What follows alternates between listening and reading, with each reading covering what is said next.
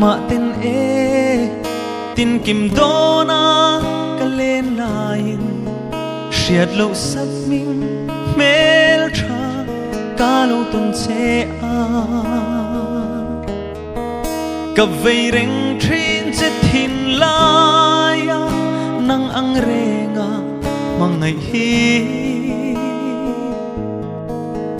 ka tong ai lo he lei china izun zama dar tu yang in kaluang ralta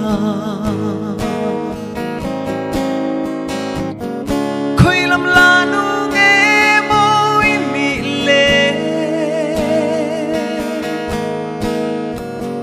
tu shai leng choi nge mo in mi le tiang renga ka don lung ruk min ti buai tu ka tong ai lo nang lo chu o hmeltha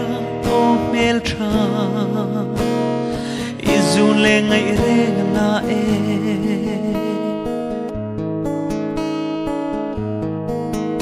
isak pel ton ni lo her thin ma se mit khap kar le chu ngin mual iliam le thi ipar moi na hi katan hian lungai na le beidon na tra na ruama